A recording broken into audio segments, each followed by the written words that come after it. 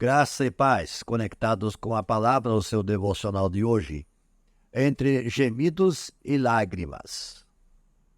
Eu quero lançar a mão de uma palavra de Jesus que nós encontramos em pleno Sermão do Monte, capítulo 6 de Mateus, versículo 7, diz: E quando orardes, não useis de repetições inúteis, a exemplo dos gentios, pois eles pensam que serão ouvidos pelo muito falar.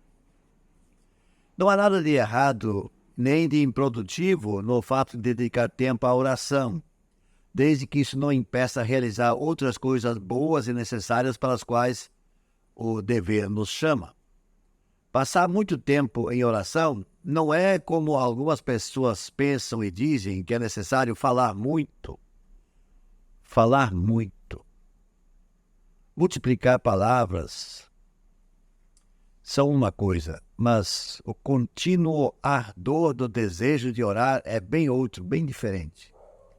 Se estivermos prestando atenção à alma, longe de usarmos o muito falar ou falar muito em oração, ou nos abstermos de orações prolongadas, falar muito em oração é banalizar e usar excessivamente nossas palavras enquanto pedimos algo necessário. Porém, prolongar a oração é fazer o nosso coração palpitar com as contínuas emoções piedosas em relação àquele a quem dirigimos a nossa oração. E para isso não precisamos falar muito.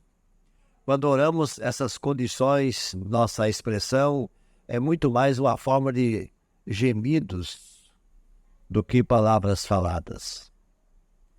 Mais em lágrimas do que em palavras pronunciadas. Ele, que tudo vê, vê as nossas lágrimas, ouve o nosso gemido que não lhe é oculto. Nosso gemido não é oculto ao Senhor, pois Ele criou tudo por meio de uma palavra e não precisa de palavras humanas. Cristo, ao ensinar o que está no texto de hoje, está fazendo severa crítica à liderança religiosa dos seus dias.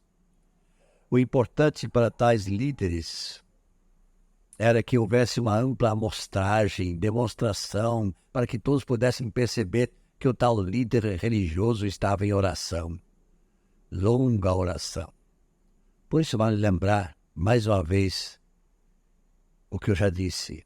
Na maioria dos casos, a oração consiste mais em gemidos do que em palavras faladas, mais em lágrimas do que em palavras pronunciadas. Deus conhece o nosso coração, mas o nosso espírito, nosso pensamento deve estar em harmonia com aquilo que o Senhor tem a nos dizer. Que Ele nos capacite, nos oriente para que possamos aprender como nos relacionarmos com Ele. Vamos orar? Senhor nosso Deus, Tu não precisas das nossas palavras, porque antes de falarmos, Tu já conheces tudo.